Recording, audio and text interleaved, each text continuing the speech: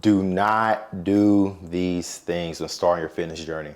Now, I'm gonna give y'all a quick little rundown on this and I'm gonna jump straight into it. These are things that I would tell myself in the past not to do, and I would also tell you not to do, because it will save you a lot of time and a lot of energy in putting into, you know, your weight loss journey. I know a lot of y'all say y'all want y'all six pack by summer. For the ladies out there, y'all want y'all body to be T. Some of these things can literally get into the way of it, and some of them are pretty basic, but also it's more so not just behavior in the gym, but behavior outside of the gym. And I'm talking about especially with that phone too. So we're gonna go ahead and jump straight into it. I hope y'all enjoy this video. Now, the first thing, do not overly consume fitness content. And I'm so serious when I say this because one, it can be so confusing when starting off, because what happens is you get so many people that will tell you, oh, you can't do this exercise. It's not gonna be right for your gains. Including conditioning work with your strength work is going to kill your gains. What? Oh, this workout split right here is not gonna work for you. You need to try this. Oh, well, I'm taking this supplement. You're taking this, you don't need to take it. It gets confusing. No one wants to deal with that. I'll be honest, I spent countless hours watching people's fitness content, and I'm not saying fitness content is a bad thing. Clearly, I mean, you're watching my channel, I do fitness, but too much of anything can hurt. Secondly, what you normally tend to get is, you get two types of people.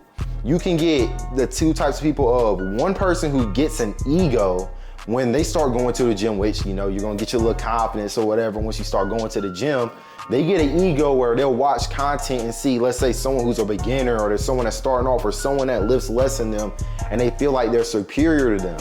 You start taking on that behavior and you start going around your folks with that, they gonna think you're corny. And I mean, honest, I've experienced that firsthand when I'm lifting with someone, or, you know, they start saying crazy stuff like, bruh, she don't be eating or anything. She don't need to be in here. Oh, they need to gain weight. Oh, this person needs to bulk. Bruh, like, it really doesn't matter at the end of the day. Your journey is for you. And then at the same time, you also could become one of those people in those IG comments when, like, it could be anyone just working out. Bro, you're only bench at 225? Man, that's some easy work. I could do that in my sleep. Like, bro, you become corny, it's goofy behavior. And then also, you get the second type of person, which is kind of sad. They begin to overanalyze themselves, where they think to themselves, well, man, this influencer looks like this, or this influencer is this strong, or, you know, why does she look so good in comparison to me, or why does he look this way and I don't? Bro, you don't know what these people do day to day, 24/7.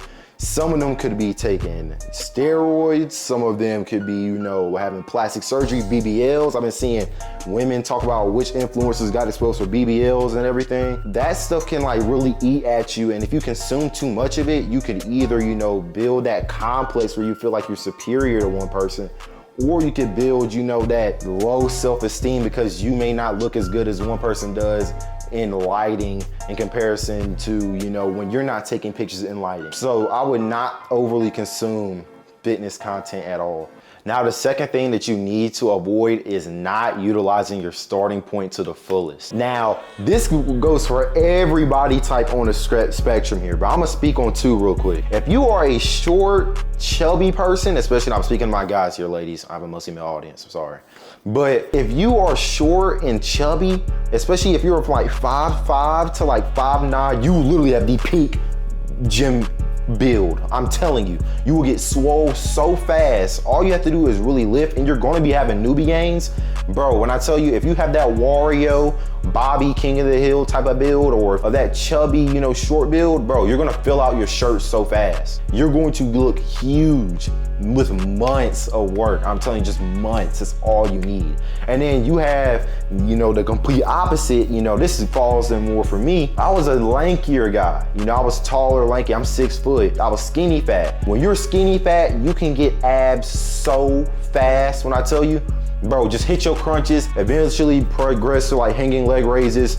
You are going to get so lean so fast. And that's like kind of the spectrum of it. If you can just utilize where you start off and do everything right from there on, and don't fall into what I'm gonna talk about next, you will literally look great. It doesn't matter about whether or not you're too small or you're too big, bro. You're going to look fit at the end of the day. So utilize your starting point to the fullest. No one has terrible genetics enough to the point where they're never going to look good. I'm telling you, you can at least look good enough. You may not look like your favorite fitness model, but you will look good if you utilize your starting point and stay disciplined to the fullest, bro. I'm telling you. Now, third thing, I have to say this as well. And this mostly comes from me, and I'm gonna give y'all a little story time for a second. Do not dirty bulk. Oh my God. When I tell you, there was this point in time where I was dirty bulking when I was in freshman year of college. And I was already skinny fat, and I already had Pectus excavatum, so my stomach, you know, comes out a little bit. You know, I'm gonna pop up some pictures. You know, I look like I'm ready to have a maternity shoot. You know, I'm ready, like, you know, I'm about to give birth. Like, I really had a big belly. I had a pot belly, bro. When I tell you, me going to Chick-fil-A and eating whatever I wanted, like some other people do on the internet, that did not help. I felt terrible. I could barely walk up a flight of stairs without feeling gassed, bro. Without feeling gassed. When I tell you, do not dirty bulk. It was a shortcut, but shortcuts are not always the best thing, bro. You need to be committed to eating clean. That's just a non-negotiable. Another thing that you need to do when you're first starting to lift weights is make sure that you're using progressive overload. So progressive overload is either increasing the reps you do on an exercise each week or increasing the weight, and it could be the reps. So when I first started off, I was just lifting the same 40-pound bar when I was doing bicep curls, expecting things to change. Sure, I maybe been doing more reps, but you really want to try and change the weight. Let's say it's 40 pounds. I do 8 reps, right? Let's just say I do 8 reps. The next week, what I want to try and do is either pick up a 45 pounds on this machine in terms of changing the weight and lifting it 8 times, or I want to stick at that 40 and lift it 9, 10, 11 times. If you don't do progressive overload, you're not really going to see muscular growth like that. If anything, you're going to tone. If that's what you want to do, that's fine. But if you're literally starting off, bro, all you have to do is touch a weight. But if you want to get more gains than that, bro, make sure you're doing progressive overload. One thing I also noticed is that when people start going to the gym, and especially as beginners, they try the hardest exercises ever. It doesn't make sense to me.